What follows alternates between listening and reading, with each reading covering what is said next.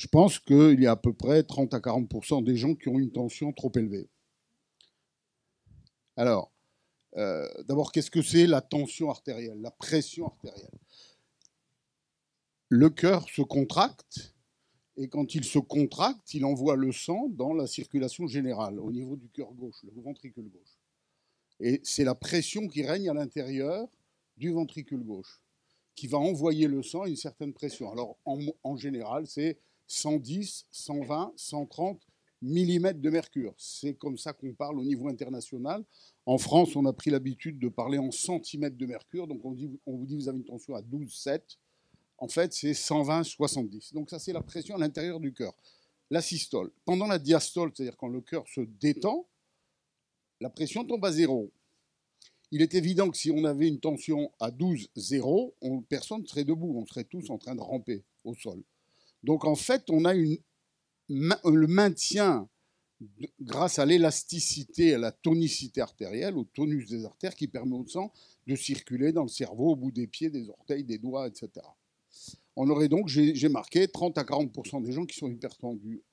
Alors, on ne le sait pas, on est hypertendu, souvent. Ou alors on sait qu'on est hypertendu, mais on est traité ou pas, ou mal. Ensuite, alors les gens parlent de tension contrôlée. C'est un affreux anglicisme et un barbarisme en français. On devrait dire équilibré ou stabilisé, ce qu'on voudra. Alors l'hypertension artérielle, qu'est-ce que c'est maintenant? L'hypertension artérielle est définie comme des chiffres trop élevés de la tension artérielle.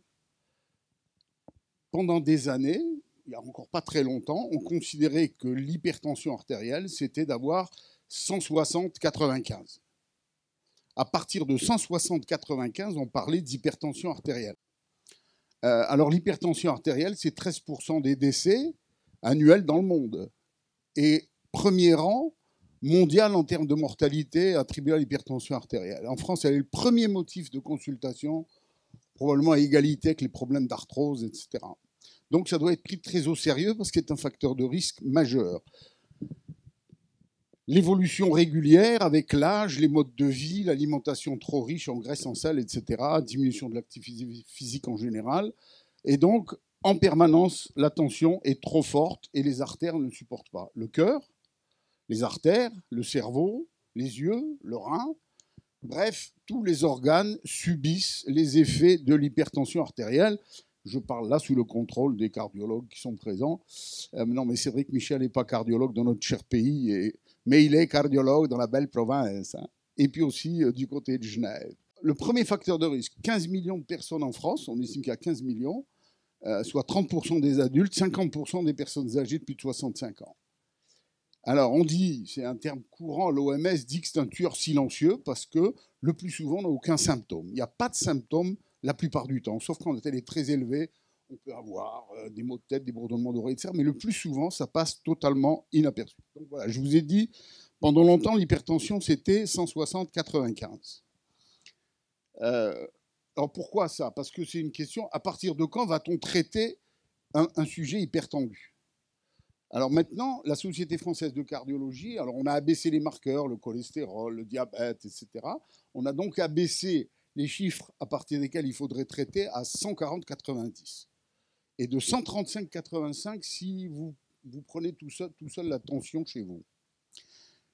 Depuis très peu de temps, quelques semaines, les recommandations aux États-Unis, c'est 130-80.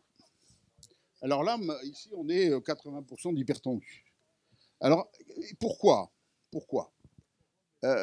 En fait, l'hypertension artérielle, c'est une maladie, on peut dire, c'est un facteur de risque, mais c'est une maladie dont on trouve une cause dans moins de 5% des cas. 3-4%, il y a une cause qui est curable éventuellement, souvent elle l'est, et quelquefois elle ne l'est pas. Alors, il y a les maladies des reins, des glandes surrénales, des artères, etc. Puis il y a les médicaments, les anti-inflammatoires, la cortisone, la pilule, qui peuvent donner aussi des montées tensionnelles. Et puis, il y a une chose un peu originale, c'est la consommation excessive de réglisse. Parce que dans la réglisse, il y a un analogue de l'aldostérone qui fait qu'on a une hypertension artérielle et il suffit d'arrêter en général la réglisse pour que les choses rentrent dans l'ordre. Alors pour le reste, on parle d'hypertension artérielle essentielle, sans cause. Mais alors il y a plein de facteurs favorisant la consommation d'alcool, de tabac, de café, les troubles du sommeil, la sédentarité, le surpoids, l'âge. On a plus de chances si on veut, d'avoir une hypertension artérielle à 65 ou 70 ans qu'à 30 ans. Mais il y a d'autres, les troubles du sommeil, bien sûr, il y a l'hérédité, et puis il y a un facteur qui est de plus en plus fréquent et de plus en plus présent, c'est le syndrome d'apnée obstructive du sommeil. Hein, les apnées du sommeil, c'est un facteur majeur d'hypertension artérielle et de complications cardiovasculaires aussi, troubles du rythme, accidents vasculaires cérébraux, etc. Et donc, c'est quelque chose qu'il faut essayer de dépister et c'est de plus en plus fréquent. L'isolement social, la précarité, donc il y a plein de raisons qui font qu'on peut avoir une tension qui augmente et bien entendu c'est la consommation excessive de sel et vous savez que l'industrie agroalimentaire met plein de sel dans les aliments industriels parce que ça retient l'eau et on vous vend de l'eau au prix du jambon ou de je sais pas quoi et on met des glutamates. Le glutamate, ça a une douleur douceâtre pour masquer le côté salé de l'aliment. Alors après, maintenant, la tension, comment on prend la tension? Quand on prend la tension au cabinet du médecin, il y a ce qu'on appelle l'effet blouse blanche. C'est-à-dire on voit un médecin qu'on ne connaît pas, même si on le connaît, on a petit stress et on se trouve avec une tension élevée. Bon, c'est pas compliqué, il suffit d'allonger les gens pendant 10 minutes, mais quel médecin prend 10 minutes de son temps pour allonger son patient au calme, le laisser tranquille, même éventuellement un peu dans la pénombre pour faire baisser la tension? Une tension dont on parle moins maintenant, mais c'est l'hypertension artérielle labile, c'est-à-dire qu'elle varie en fonction des conditions, des heures de la journée, etc. etc. Et puis, il y a une chose moi, qui m'amuse beaucoup et qui vraiment je trouve ça très original, on a inventé l'hypertension artérielle masquée. C'est-à-dire que on vous prend la tension, elle est normale, mais en fait, vous êtes hypertendu quand même. Mais on ne le sait pas. Alors, on va chercher à prouver que vous êtes hypertendu. On a mis au point ce qu'on a appelé la MAPA, la mesure automatisée de la pression artérielle. Très intéressant parce que ça permet de prendre la tension de manière automatique toutes les demi-heures, pendant 24 heures, ou éventuellement plus longtemps, et ça permet de faire des courbes de tension et savoir exactement si les gens sont hypertendus ou pas, si le traitement est efficace ou pas, parce que c'est important, il y a des gens qui ont un traitement, mais il n'est pas efficace tout le temps. Il va être efficace entre 8 heures du matin et 10 heures du soir, et puis la nuit, ils vont avoir une tension qui va monter. Et alors, quand on fait cet enregistrement continu, on aura donc des renseignements intéressants sur l'état tensionnel, ce qui est quand même très important. Sauf qu'on a fixé les seuils à 130-90 le jour et 125-85 la nuit. Ça, c'est la machine. C'est les machines qui vous disent ça. Alors, au-delà, j'ai déjà eu plusieurs prises de bec avec des hypertensiologues, parce que sans me vanter, il y a des hypertensiologues. Il y a des gens qui ne font que ça, des médecins qui font que ça. Ça, c'est là.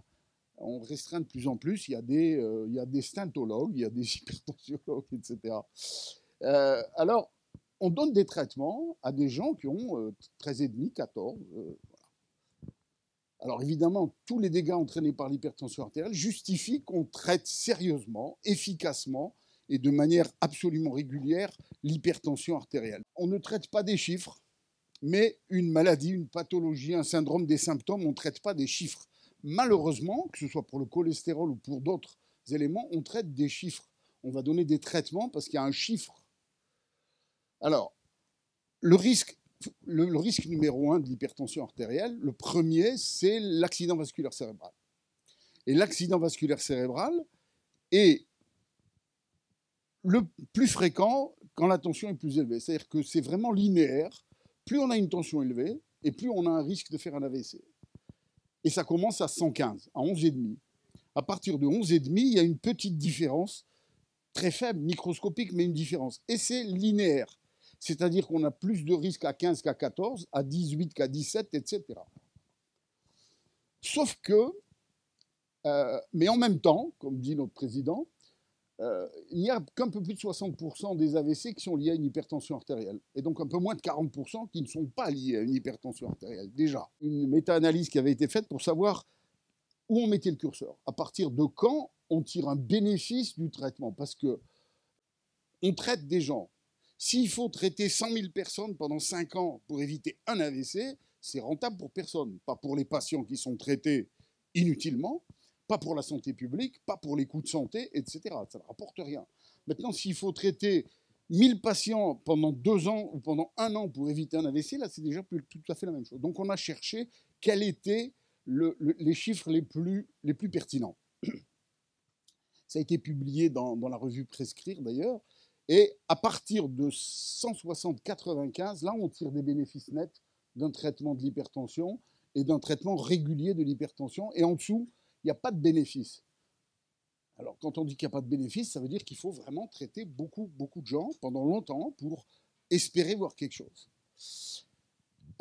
Voilà, donc c'est ce que j'ai dit. Alors, et puis surtout, c'est qu'il y a des effets secondaires qui sont loin d'être négligeables. Vous avez des hypotensions orthostatiques, les gens se lèvent le matin, ils ont un vertige, ils tombent, et s'ils sont des personnes âgées, ils se cassent le col du fémur, un poignet, une épaule, etc. Et c'est absolument courant, ces choses-là. Les chutes, les fractures, etc. Alors, le rapport coût-bénéfice-risque était mauvais. Alors, pourquoi on a changé? Pourquoi est-ce qu'on a changé de ces 160-95?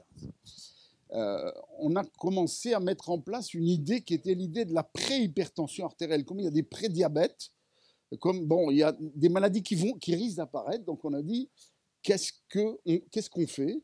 Et donc, il y a une étude qui a été faite entre 130 et 145. On a dit c'est le stade 1. Avec un médicament, évidemment, c'est le laboratoire qui a fait l'étude, le candesartan, qui est un sartan, c'est-à-dire qui est un médicament des dernières générations d'hypertension artérielle.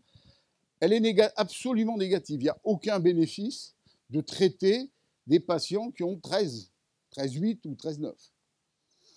Alors évidemment, comme pour l'étude qu'on nous a montrée tout à l'heure, Orbita, il n'y avait pas assez de monde, elle n'était pas machin, statistique, on aurait dû les voir plus longtemps, etc.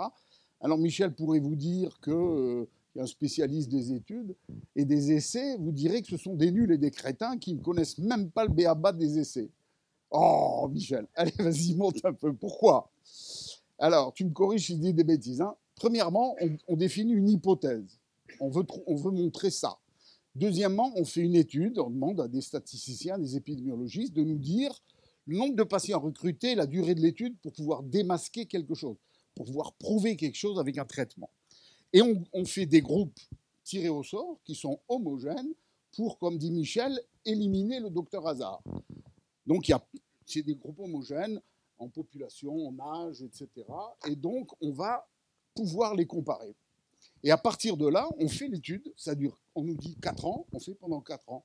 On touche rien, on change rien, on s'en tient à ce qui a été défini au départ. On ne change pas en cours de route d'hypothèse, ou on ne revient pas pour regarder ce qui se serait passé si machin, etc. Pas du tout. On est dans quelque chose de très précis. Donc aux USA, on a fixé à 130-80, on espère gagner quelques années dans le traitement, c'est-à-dire plus on va traiter tôt, moins on aura de problèmes d'AVC, etc., etc. Et la cible à atteindre est à 120-70. Pourquoi ils ont changé ça et à partir de quoi?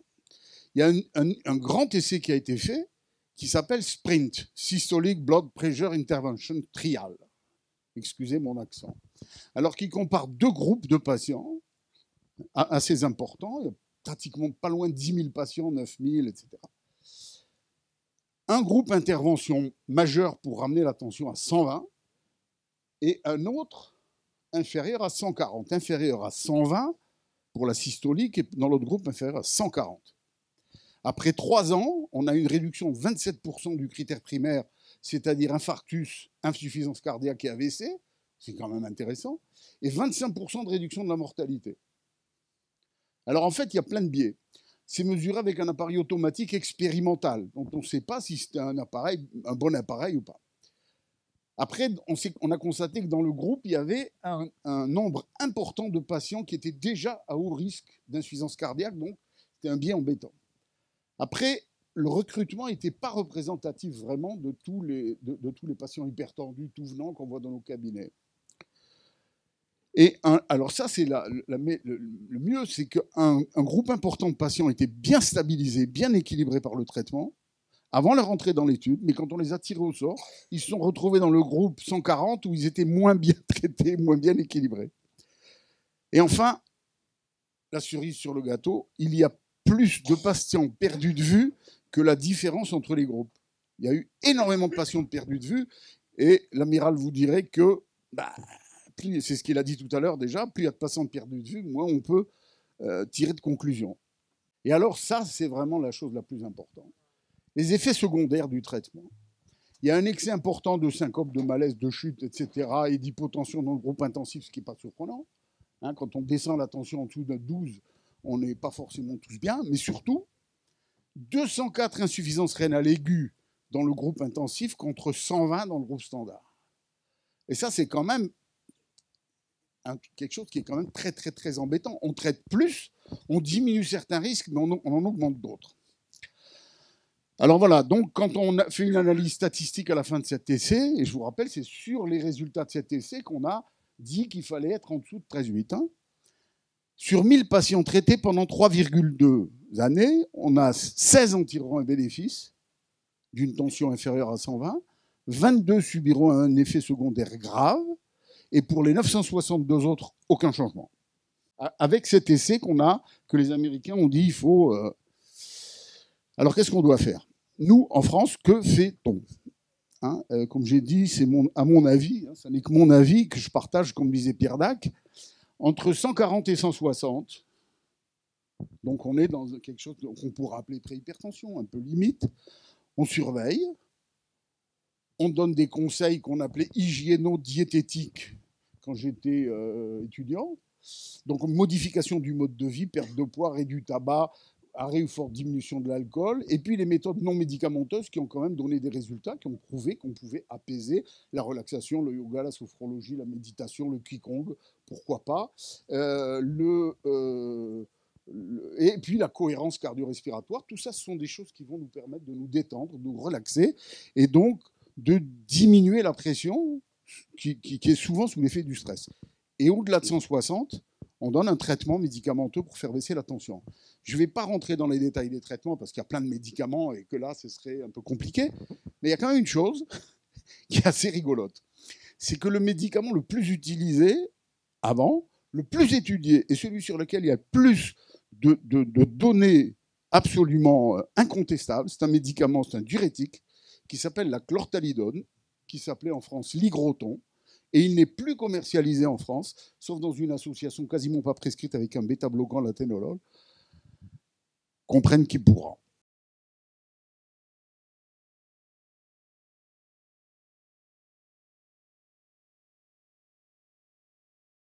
Comme tu as dit très justement, 5% de ce qui est considéré comme une hypertension artérielle est dû à une lésion organique. Voilà, ce qui fait que 95% des hypertensions diagnostiquées par le docteur, 95%, donc presque toutes, sont dites essentielles, ce qui veut strictement rien dire. C'est-à-dire qu'il n'y a pas de cause évidente, donc la cause, c'est le mode de vie. Ce sont les conditions d'existence. Alors là, maintenant, on a quand même fait beaucoup de progrès. Et alors, vous avez parlé de l'élasticité, très bien. Effectivement, dans une artère, il y a une membrane interne qui s'appelle l'endothélium, et c'est l'endothélium qui produit les substances qui contrôlent le niveau de pression artérielle. Ce sont des vasodilatateurs, comme on dit. Donc cet endothélium, c'est une couche monocellulaire, c'est à la fois anticoagulant et vasodilatateur. Et ça produit par exemple le NO, ça produit la prostacycline, etc. Ça veut dire quoi? Ça veut dire que la fonction de l'endothélium est extrêmement sensible à certains toxiques. Le premier toxique de l'endothélium, c'est le monoxyde de carbone, donc c'est le tabac. Donc si vous voulez protéger votre endothélium et le faire vieillir en bonne santé, de telle manière qu'ils produisent les substances vasodilatatrices, il ne faut pas fumer. Deuxième chose, c'est un peu du préconditioning, hein, c'est l'exercice physique, ça muscle l'endothélium, ça le conserve, ça lui permet de se régénérer. Et c'est comme nos muscles. Hein, si on ne fait rien, il dégénère. Si on l'entraîne avec de l'exercice physique, il se conserve mieux.